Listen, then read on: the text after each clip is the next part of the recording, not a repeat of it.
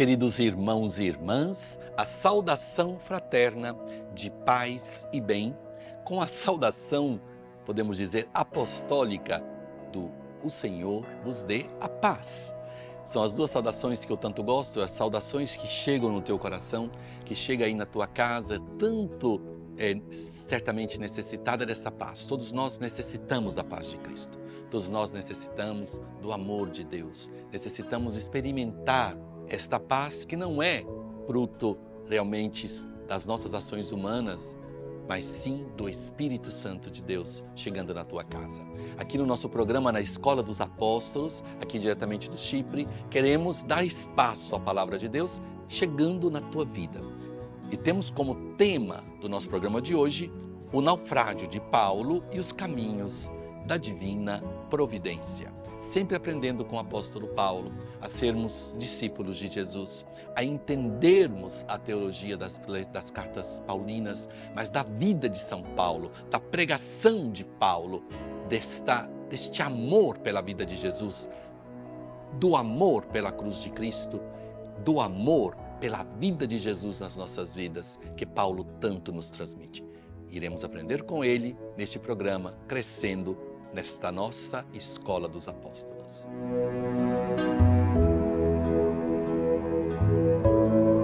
E a pergunta: por que Paulo foi levado preso em uma embarcação de Cesareia para Roma? Então, nós temos que entender o que aconteceu em Jerusalém, temos que sempre recapitular esta experiência de São Paulo, porque Paulo prega o Evangelho, Paulo leva a palavra, mas Paulo sempre em conexão com a Igreja Mãe de Jerusalém, sempre em conexão com os apóstolos. Por isso é interessante que a pregação de Paulo não é uma invenção de um Cristo. Ele sempre diz: eu preciso escutar a Cefas, eu preciso estar com Pedro, eu preciso escutar e também transmitir a Pedro o fruto da minha evangelização.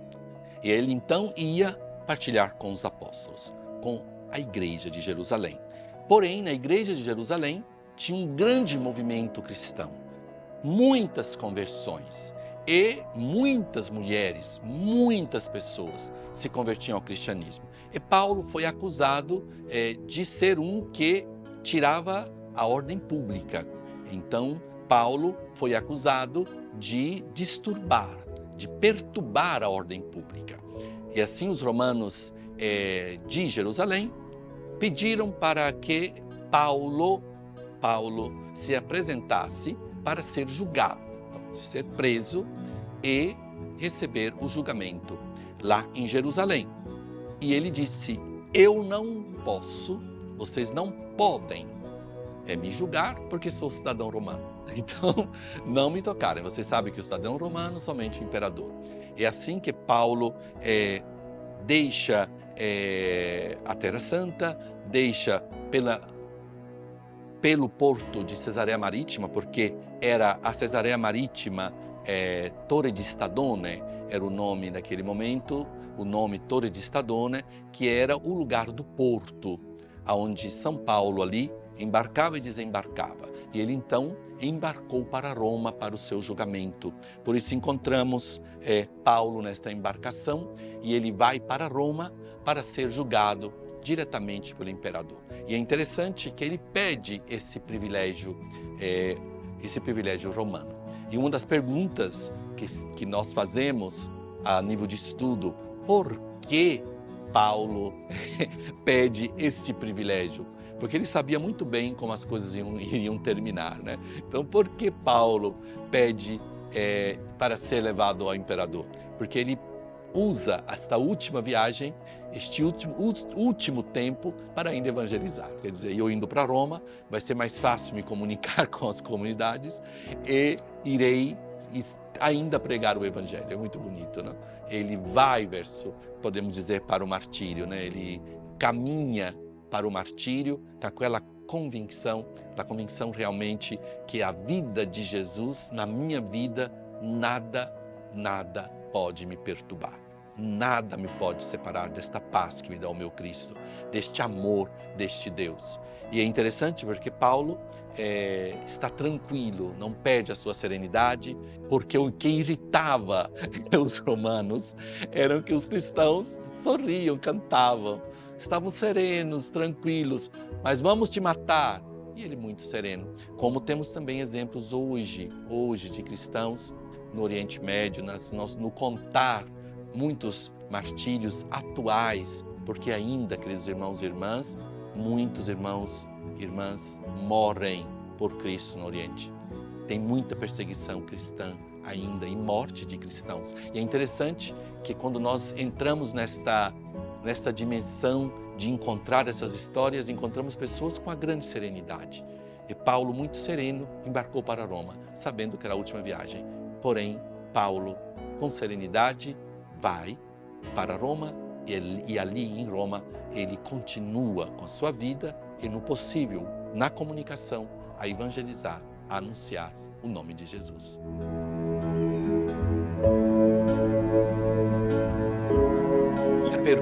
Uma pergunta muito interessante, uma pergunta muito pedagógica, mas realmente não tanto a pergunta, mas na resposta, que precisamos estar muito atentos, porque é um itinerário realmente para nós cristãos.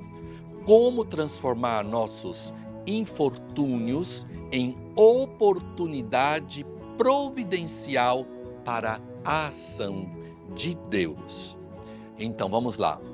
Eu sempre chamo os meus perseguidores, né, que é feio chamar assim, né? Então eu chamo de meus benfeitores. Então vamos mudar o nome. Você não tem perseguidor, você tem um benfeitor, porque este irmão, essa irmã está ajudando a ação de Deus nas nossas vidas. Não é fácil entendermos isto. Um cristão provocado, ou quando temos uma situação de pessoas, nós temos que chamá-los de benfeitores. Porque o benfeitor me ajuda. As pessoas que me criticam, ou são contra, elas estão me ajudando a ter sempre esta atenção de estar na humildade, de estar na minha real situação, porque ninguém é santo, ninguém é melhor do que ninguém, porque pelo estado de vida, ou porque pelos estudos, ou porque a igreja teve confiança em nós. Nós não somos melhor que ninguém. Então, quando eu recebo a crítica, estou pensando, estou aí no máximo, né?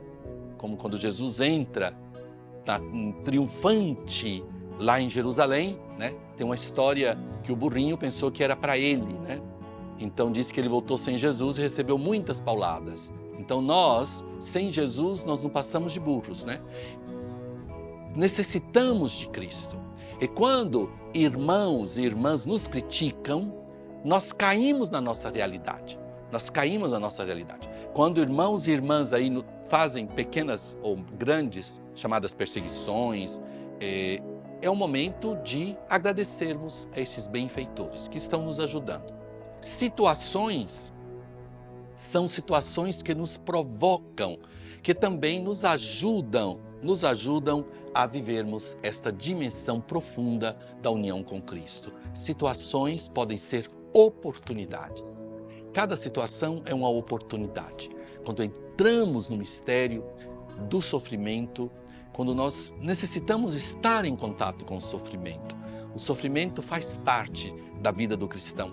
Por isso, caros padres que me acompanham, seminaristas, nós não somos ordenados somente para comer pizza com jovens, nós não somos ordenados somente para momentos de alegria, somos também ordenados para estar com os nossos irmãos no momento do sofrimento, no momento das dificuldades. No momento das nossas dificuldades, nós iremos entender o significado profundo do amor de Deus. Por isso, sim, infortúnios podem ser oportunidades. Então, o que nós necessitamos? Necessitamos de mudar a dimensão de como nós vemos isto. Sofremos, sim, mas o sofrimento nos ajuda a estarmos no nosso lugar, a fazermos as reflexões das nossas situações, do que nós somos realmente. E cada vez que nós passamos uma dificuldade com Cristo, nos tornamos mais fortes. criamos uma resiliência interior. E tantas das vezes, queridos irmãos e irmãs, é a pedagogia de Deus. É a pedagogia de Deus para nos educar. Não é que está brincando conosco, é a sua pedagogia do seu amor, que nos faz passar por realidades difíceis, para que você se torne, para que eu me torne mais forte, mais constante. E posso concluir na sua função extraordinária do sofrimento, que é aquela da purificação. Eu gosto de termino com esta imagem do deserto, né? O deserto de Judá, que é um deserto que eu amo, indo para Jericó, se chega a 50 graus na sombra no tempo do verão. E é muito perigoso, porque é muito calor. E eu digo sempre, quando Deus quer falar coisa séria, Ele nos leva para o deserto, quer dizer, nos leva para a purificação. E no meio-dia do deserto, fica só quem ama. Realmente, todos fogem. O sofrimento pode ser também uma purificação interior e uma purificação de vocação. Uma purificação de vocação, porque na purificação nós encontramos o essencial. E o essencial é Cristo. Como seria bom e bonito dizer para os jovens que querem se tornarem frades, padres, que querem serem ministros, que querem ser evangelizadores. Eu te digo somente uma coisa, te prometo somente uma coisa, a cruz, te prometo somente a salvação e um Deus que não te abandona.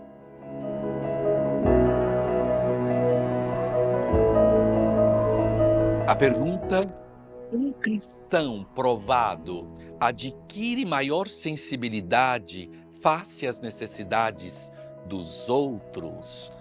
Gostei dessa pergunta. Vamos lá.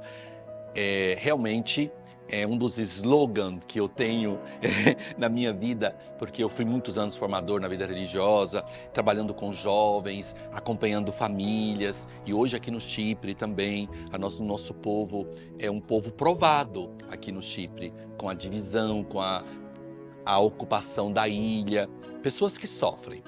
E eu sempre digo, os feridos ferem e os curados curam. Depende realmente do irmão e da irmã que foi provado, do significado que ele dá para o sofrimento. O que é que acontece? Muitas das vezes, pessoas feridas tendem muitas vezes a ferir. Se ele não é curado, ele tende a ferir. Quanto nós necessitamos curar as nossas feridas, dar significado profundo à cruz de Cristo nas nossas vidas. Quando nós somos curados, nós curamos. Mas quando nós somos somente feridos, nós ferimos.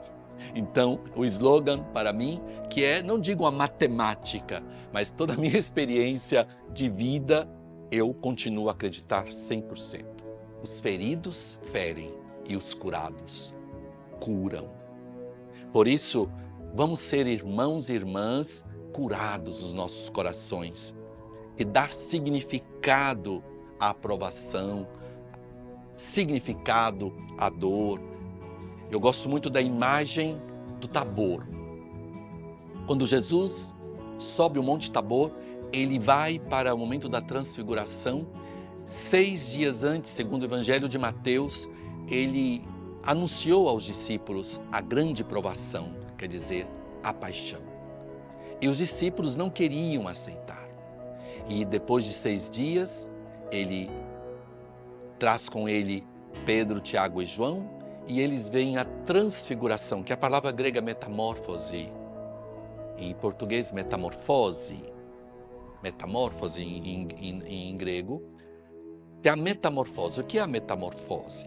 A metamorfose tem uma lagarta, e a lagarta faz o seu processo. Quando você olha a lagarta você vê aquele ser feio que te dá nojo, né? Mas a lagarta vai se tornar, a metamorfose da linda borboleta. Por isso, quando nós encontramos o significado do sofrimento, nós vemos a beleza. Numa doença, tem a metamorfose. É difícil ver no momento do sofrimento, de uma morte, a metamorfose.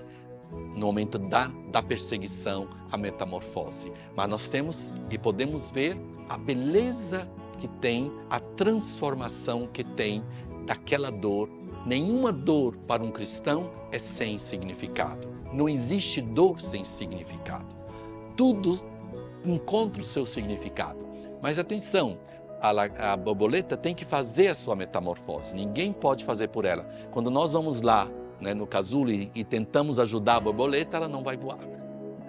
Ela não voa. Se você vai lá e ajuda, tira a borboleta do casulo, você tira a borboleta, quer ajudar a metamorfose dela, ela não vai voar.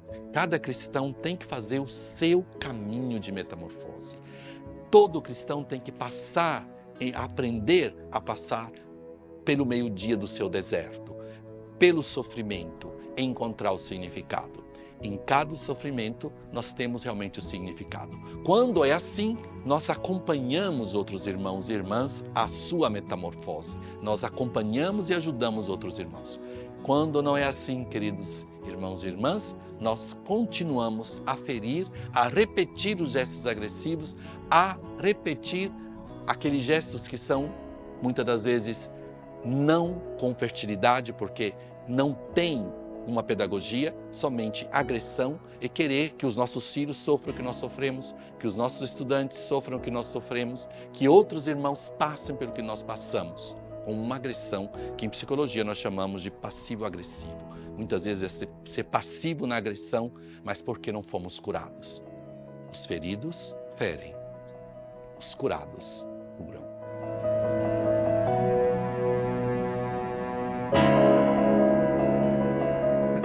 Provocativa, muito provocativa.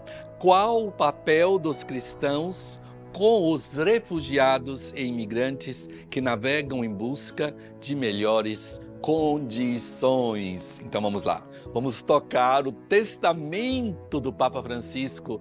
Na visita que Papa Francisco fez ao Chipre em 2021, Papa Francisco deixou um testamento que hoje, como bispo, eu estou procurando colocar em prática, que é a sensibilidade aos refugiados, aos imigrantes. Aqui no Chipre eu tenho toda semana a missa no campo dos refugiados. Toda semana vou no campo dos refugiados, celebro a missa, estou acompanhando no quanto posso os refugiados. Uma característica de nós católicos cristãos, a sensibilidade para com os imigrantes e os refugiados. Por quê? Porque o nosso Deus também refugiado no Egito. Teve que fugir para o Egito, sem condições, tendo as poucas condições de uma viagem, do que significava uma viagem da Palestina para o Egito, fugiram como refugiados, fugindo das maldades do rei Herodes, o nosso Deus Jesus, refugiado. E assim quando nós estamos com os refugiados, quando nós estamos com os imigrantes, eu sinto a minha condição cristã, que é de ser peregrino, de vivermos e vermos esses irmãos que vivem em poucas condições, o quanto nós deveríamos também, como religiosos, podemos dizer assim, vivermos aquela dimensão do abandono nas mãos de Deus. Viver com os refugiados, estar perto dos refugiados, é uma grande missão da igreja, mas ao mesmo tempo é uma grande busca da identidade da igreja. A igreja encontra a sua identidade quando estamos com os refugiados e os imigrantes. E nessa sensibilidade para com eles, nós encontramos a identidade da igreja. A identidade da igreja que é realmente uma identificação com o mais frágil. Com sacris, e Deus se fez carne, e o verbo se fez carne, et verbum carum factum est. Se fez fragilidade humana. E quando estamos com esses irmãos e irmãs, encontramos a nossa identidade cristã. E assim, fazemos a nossa reflexão. Por exemplo, se vamos estudar as histórias dos povos, todos foram imigrantes e refugiados. Quando nós falamos do sul do Brasil, por exemplo, quantos refugiados? Eram italianos, Eram alemães, eram poloneses, croatas, portugueses também, mas uma outra história, os portugueses, que deixavam as suas terras porque tinham dificuldades econômicas na Europa e iam para o Brasil. Temos também tantos italianos imigrantes nos Estados Unidos, que foram para os Estados Unidos, tantos portugueses deixaram Portugal para ir para a Itália, para ir procurando uma vida melhor nos Estados Unidos também. Encontramos colônias e podemos continuar a fazer uma história de povos, né? Uma história onde todos os povos, difícil encontrar um povo que não imigrou, muito difícil. Então o que significa sensibilidade humana com a nossa história? Por isso eu digo sempre, queridos irmãos e irmãs, racismo é ser muito cafona. Ser racista, a pessoa racista é o máximo da ignorância. Quando estamos na frente de pessoas racistas, precisamos dar uma aula de biologia humana, de cor de pele, de história, aonde era a África. O que a África nos deu de grandes santos, Santo Agostinho era africano. Quando nós vamos entrando nas histórias dos povos, quando eu digo, mas olha, eu não gosto de imigrante, esse povo, eu não gosto de refugiados, né? Mas tipo, qual a tua nação? Aí eu começo a fazer a história daquele povo. Mas você sabe que as tuas raízes são imigratórias, as tuas raízes vêm de ser refugiado também nesse século, e como o teu povo foi tratado naquele outro país, deu certo a imigração do teu povo. Hoje você está totalmente integrado, você se sente com aquela nacionalidade, né? E a tua sensibilidade? Não é. Então, são pessoas ignorantes. Então, ser racista e quem usa qualquer forma de racismo, de preconceito, realmente, queridos irmãos e irmãs, conversão.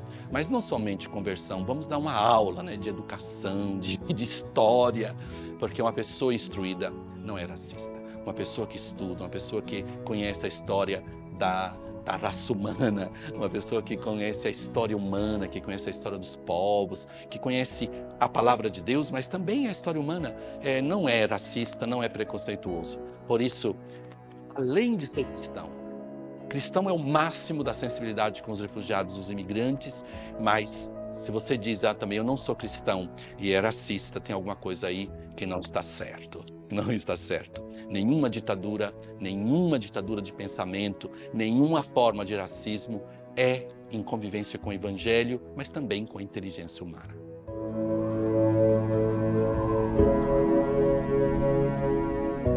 Vamos rezar com a palavra de Deus, esta palavra que nos ilumina, que também ilumina as nossas consciências. Vamos rezar com a palavra de Deus dos Atos dos Apóstolos, capítulo 27, versículo 25. Portanto, coragem, amigos. Tenho confiança em Deus de que as coisas acontecerão como me foi dito. Os irmãos e irmãs que escreveram para o nosso programa. Olá, boa tarde, Dom Bruno, sua bênção. Peço orações por meus filhos André e Lucas, pelo meu marido Sebastião e pelos meus sogros. Obrigada a Isabel Luísa Nogueira de Santos, São Paulo. Boa tarde, a sua bênção. Sou Ricardo Ribas e peço orações pela minha esposa Ivone Marim Corijo, de Cachoeira Paulista, São Paulo. Que Deus o abençoe sempre. Envie o teu pedido de oração para o nosso programa na Escola dos Apóstolos, @cançãonova.com ou pelo nosso Instagram, CN Terra Santa. Faça parte da missão evangelizadora da Canção Nova. Acesse clube.cançãonova.com e vamos invocar o Espírito Santo. Vinde, Espírito Criador, a nossa alma visitai e enchei os corações com vossos dons celestiais. Vós sois chamado intercessor de Deus excelso, dom sem par, a fonte viva, o fogo, o amor, a unção divina e salutar. Sois o doador dos 7 dons e sois poder na mão do Pai, por Ele prometido a nós por nós seus feitos proclamai. A nossa mente iluminai, os corações enchei de amor, nossa fraqueza encorajai, qual força eterna e protetor. Nosso inimigo repeli, e concedei-nos a vossa paz, se pela graça nos guiais, o mal deixamos para trás. Ao Pai e ao Filho Salvador, por vós possamos conhecer que procedeis do seu amor, fazei-nos sempre firmes crer. Amém. O Senhor esteja convosco, vos abençoe Deus Todo-Poderoso, que é Pai, Filho, Espírito Santo. Amém. E esperamos todos vocês na próxima semana, aqui no nosso programa, na Escola dos Apóstolos, com São Paulo e São Barnabé, que te ajudam a crescer na fé.